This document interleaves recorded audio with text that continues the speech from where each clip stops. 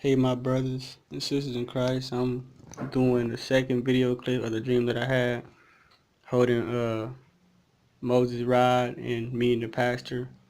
And I'm reading this one book called Holy Bible Illustrated. And I'm starting at chapter 6.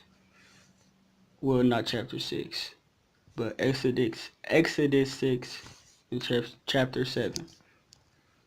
Then the Lord said to Moses, "See, I have appointed you as my ambassador to Pharaoh, and your brother Aaron shall be your spokesman.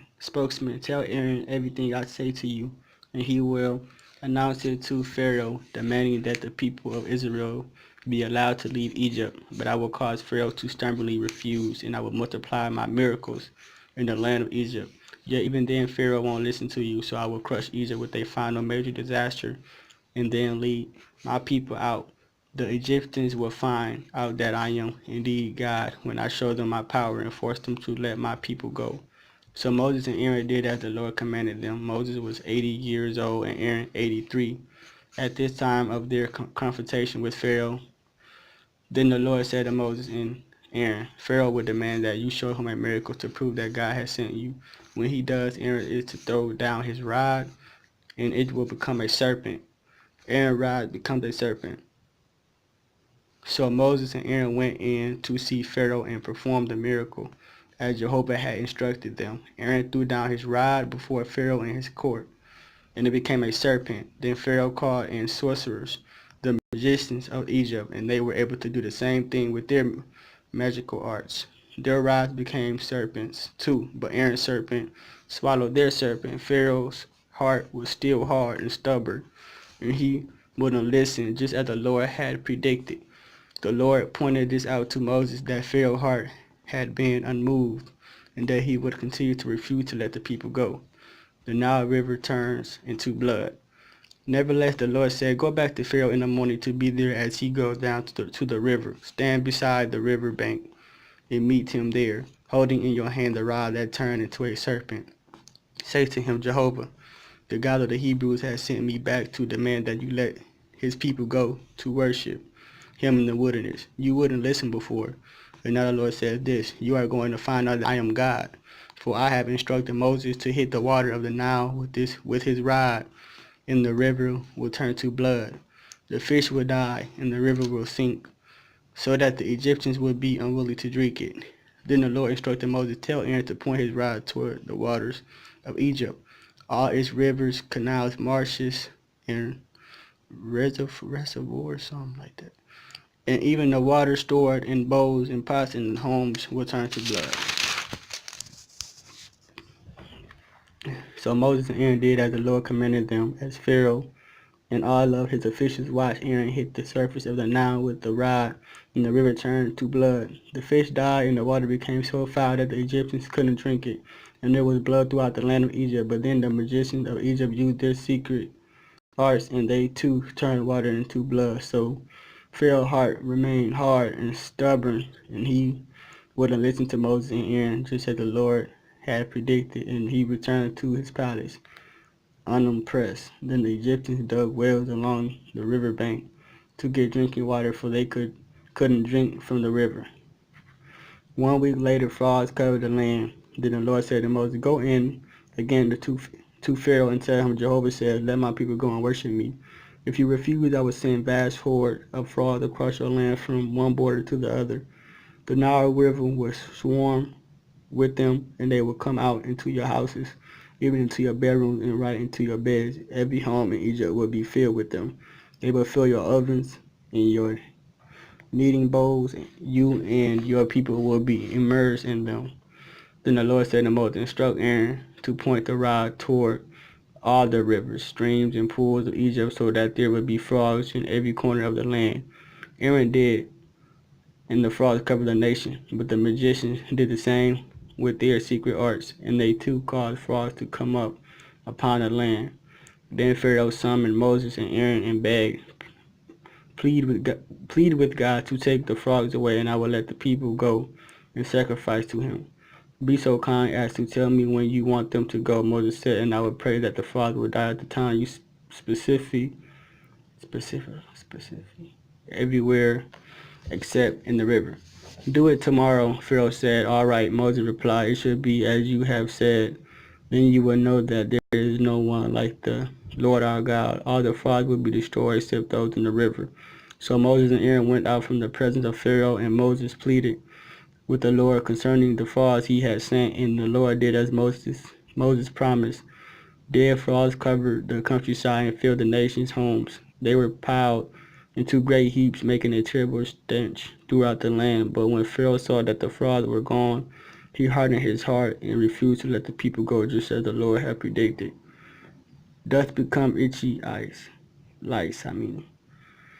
Then the Lord said to Moses, tell Aaron to strike the dust with the rod, and it will become lice throughout all the land of Egypt. So Moses and Aaron did as God commanded, and suddenly lice infested the entire nation, covering the Egyptians and their animals. Then the magicians tried to do the same thing with their secret arts, but this time they failed. This is the finger of God, they exclaimed to Pharaoh. But Pharaoh's heart was hard and stubborn, and he wouldn't listen to them, just as the Lord had predicted. Swarms of flies in every Egyptian home. Next the Lord told Moses, get up early in the morning and meet Pharaoh as he comes out to the river to breathe, and say, to him, Jehovah said, let my people go and worship me. If you refuse, I will send swarms of flies throughout Egypt. Your homes will be filled with them, and the ground will be covered with them, but it will be very different in the land of Goshen, where the Israelites live. No flies will be there. Thus you will know that I am the Lord God of all the earth, for I will make a distinction between your people and my people. All this will happen tomorrow. And Jehovah did as he had said, so that there were terrible swarms of flies in Pharaoh's palace and in every home in Egypt. Pharaoh starts to change his mind. Pharaoh actually summoned Moses and Aaron and said, all right, go ahead and sacrifice to your God, but do it here in the land. Don't go out into the wilderness. But Moses replied, that won't do.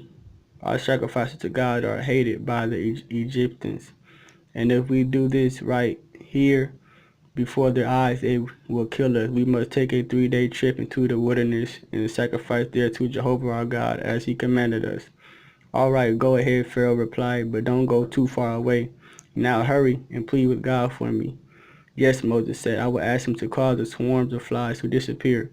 But I am warning you that you must never again lie to us by promising to let the people go and then changing your mind. So Moses went out from Pharaoh and asked the Lord to get rid of the flies, and the Lord did as Moses asked and caused the swarms to disappear, so that not one remained. But Pharaoh hardened his heart again and did not let the people go. Egyptian cattle died. Go back to Pharaoh, the Lord commanded Moses, and tell him, Jehovah, the God of the Hebrews, demands that you let his people go to sacrifice to him. If you refuse, the power of God will send a deadly plague to destroy your cattle, horses, donkeys, camels, flocks, and herds. But the plague will affect only the cattle of Egypt. None of the Israelite herds and flocks will even be touched.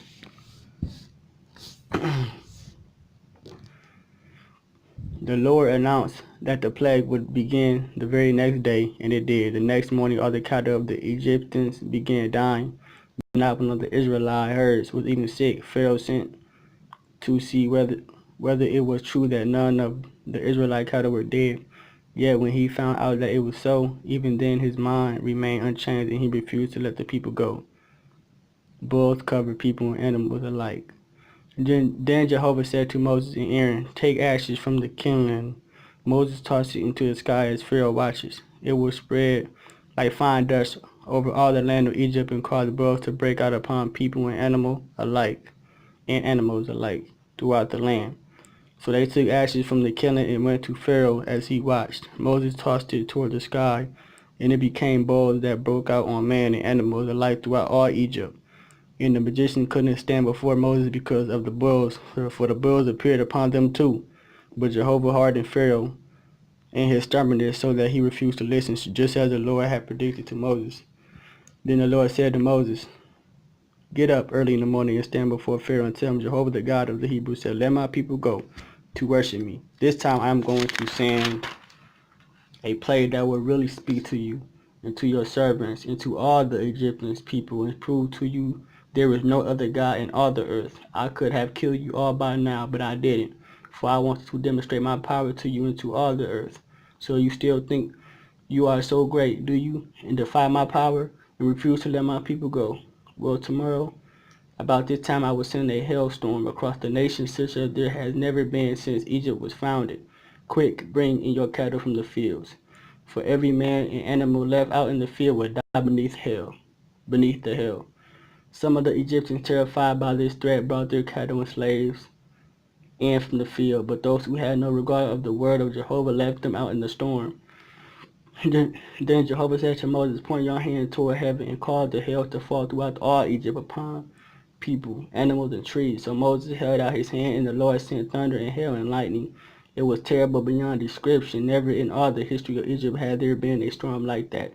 All Egypt lay in ruins. Everything left in the field, men and animals, alike was killed, and the trees were shattered and the crops were destroyed.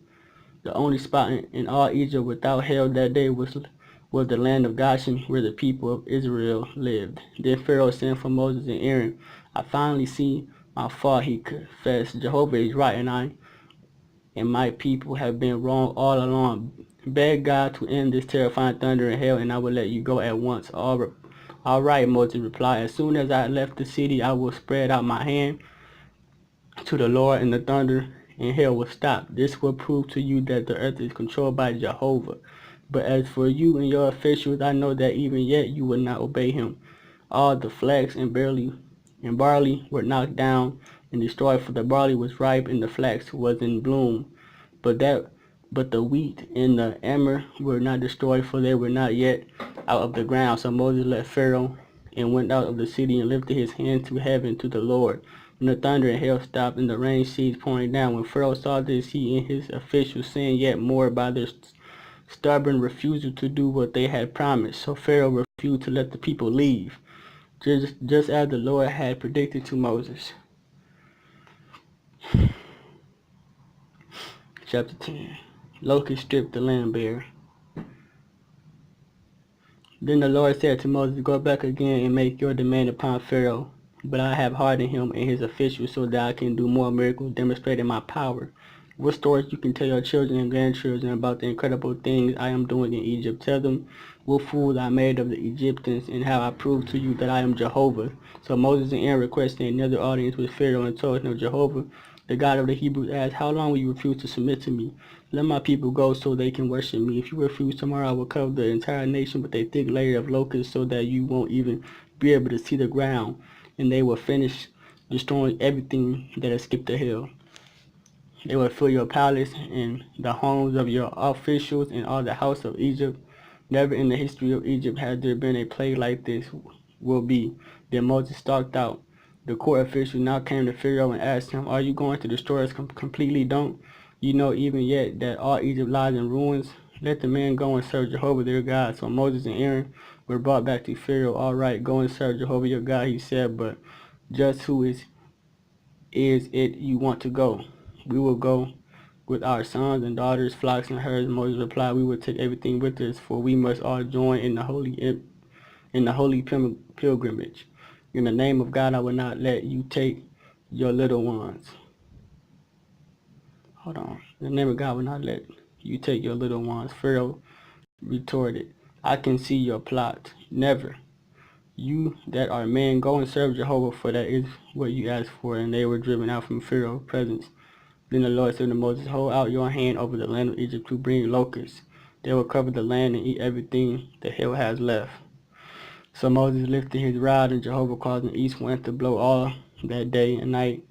And when it was morning, the east wind had brought the locusts, and the locusts covered the land of Egypt from border to border. It was the worst locust plague in all Egypt in history, and there will never again be another like it, for the locusts covered the face of the earth and blotted out the sun, so that the land was darkened, and they ate every bit of vegetation the hail had left. There remained not one green thing, not a tree, not a plant throughout all the land of Egypt. Then Pharaoh sent an urgent call for Moses and Aaron, said to them, I confess my sin against Jehovah your God and against you. Forgive my sins only this once, and beg Jehovah your God to take away this deadly plague. I solemnly promise that I will let you go as soon as the locusts are gone. So Moses went out from Pharaoh and entreated the Lord, and he sent a very strong west wind that blew the locusts out into the Red Sea, so that there remained not one locust in all the land of Egypt. But the Lord hardened Pharaoh's heart, and he did not let the people go. 3 days of thick darkness. Wow. Then Jehovah said to Moses, lift your hands to heaven and darken without a ray of light would descend upon the land of Egypt. So Moses did, and there was thick darkness over all the land for 3 days. During all that time the people scarcely moved, but all the people of Israel had light as usual. Then Pharaoh called for Moses and said, go and worship Jehovah, but let your flocks and herds stay here. You can even take your children with you. No, Moses said, we must take our flocks and herds for sacrifices and burnt offerings to Jehovah, our God. That's what Moses said. Not a hoof shall be left behind, for we must have sacrifices for the Lord our God, and we do not know what he will choose until we get there. So the Lord hardened Pharaoh's heart, and he will not let them go. Get out of here and don't let me ever see you again, Pharaoh shouted at Moses. The day you do, you should die. Very well, Moses replied, I will never see you again. Moses warned Pharaoh that the death wail would be heard throughout the land. Then the Lord said to Moses, I would send just one more disaster on Pharaoh and his land, and after that he would let you go. In fact, he would be so anxious to get rid of you that he would practically throw you out of the country. Tell all the men and women of Israel to ask their Egyptian neighbors for gold and silver and jewelry. For God called the Egyptians to be very favorable to the people of Israel. Moses was a very great man in the land of Egypt and was revered by Pharaoh's officials and the Egyptian people alike. Now Moses announced to Pharaoh, Jehovah says, about midnight I will pass through Egypt, and all the oldest sons shall die in every family in Egypt, from the oldest child of Pharaoh heirs to his throne, to the oldest child of his lowest slave, and even the firstborn of the animals. The wail of death will resound throughout the entire land of Egypt. Never before has there been such anguish, and it will never be again. But not a dog shall move his tongue against any of the people of Israel, nor shall any of the animals die. Then you will know that Jehovah makes a distinction between Egyptians and Israelis. All these officials of yours will come running to me, bowing low and begging, please leave at once and take all your people with you. Only then will I go. Then, red-faced with anger, Moses stumped from the palace. The Lord had told Moses, Pharaoh won't listen, and this will give me the opportunity of doing mighty miracles to demonstrate my power. So although Moses and Aaron did these miracles right before Pharaoh's eyes, the Lord hardened his heart so that he wouldn't let the people leave the land. The first Passover. Then the Lord said to Moses and Aaron, from now on this month will be the first and most important of the entire year. Annually on the 10th day of this month, announce this to all the people of Israel. Each family should get a lamb, or if a family is small, let it share the lamb with another small family in the neighborhood. Whether to share in this way depends on the size of the families. This animal should be a year-old male, either a sheep or a goat, without any defects. On the evening of the 14th day of the month, all the lambs should be killed, and their blood should be placed on the two side frames of the door of every home, and on the panel above the door. Use the blood of the lamb eaten in that home. Everyone should eat roast lamb that night with unleavened bread and bitter herbs. The meat must not be eaten raw or boiled, but roasted, including the head, legs, heart, and liver. Don't eat any of it the next day. If all is not eaten that night, burn what is left. Eat with your traveling clothes on. Prepare for a long journey. Wearing your walking shoes and carrying your walking sticks in your hands. Eat it hurriedly. This observance shall be called the Lord's Passover, for I will pass through the land of Egypt tonight and kill all the oldest sons and firstborn male animals in all the land of Egypt, and execute judgment upon the gods of Egypt. For I am Jehovah. The blood you have placed on the doorpost will be proof that you obey me, and when I see the blood I will pass over you, and I will not destroy your firstborn children when I smite the land of Egypt. You should celebrate this event each year. This is a permanent law. To remind you of this fatal night, the celebration should last 7 days. For that entire period, you are to eat only bread made without yeast. Anyone who disobeys this rule at any time during the 7 days of the celebration should be excommunicated from Israel. On the first day of the celebration, and again on the 7th day, there will be special religious services for the entire congregation, and no work of any kind may be done on those days except the preparation of food. This annual celebration with unleavened bread will cause you always to remember today as the day when I brought you out of the land of Egypt. So it is a law that you must celebrate this day annually, generation after generation. Only bread without yeast may be eaten from the evening of the 14th day of the month until the evening of the 21st day of the month. For these 7 days there must be no trace of yeast in your homes. During that time, anyone who eats anything that has yeast in it shall be excommunicated from the congregation of Israel. These same rules apply to foreigners who are living among you just as much as to those born in the land. Again, I repeat, during those days you must not eat anything made with yeast. Serve only yeastless bread. Then Moses called for all the elders of Israel and said to them, Go and get lambs from your flocks, a lamb for one or more families, depending upon the number of persons in the families, and kill the lamb so that God will pass over you and not destroy you. Drain the lamb's blood into a basin, and then take a cluster of hyssop branches and dip them into the lamb's blood, and strike the hyssop against the lintel above the door and against the two side panels, so that there will be blood upon them. And none of you should go outside all night, for Jehovah will pass through the land and kill the Egyptians. But when he sees the blood upon the panel at the top of the door and on the two side pieces, he will pass over that home and not permit the destroyer to enter and kill your firstborn. Remember, this is a permanent law for you and your posterity. And when you come into the land that the Lord will give you, just as he promised, and when you are celebrating the Passover, your children ask, What does all this mean? What is the ceremony about? You will reply, It is the celebration of Jehovah's passing over us, for he passed over the homes of the people of Israel. Though he killed the Egyptians, he passed over our houses and did not come in to destroy us. And all the people bowed their heads in worship. So the people of Israel did as Moses and Aaron had commanded. Killed all the firstborn sons in the land of Egypt, from Pharaoh's oldest son to the oldest son of the captive in the dungeon. Also all the firstborn of the cattle. Then Pharaoh and his officials and all the people of Egypt got up in the night, and there was a bitter crying throughout all the land of Egypt, for there was not a house where there was not one dead. Pharaoh responses, Please go away. And Pharaoh summoned Moses and Aaron during the night and said, Leave us, please go away, all of you. Go and serve Jehovah as you said. Take your flocks and herds and be gone.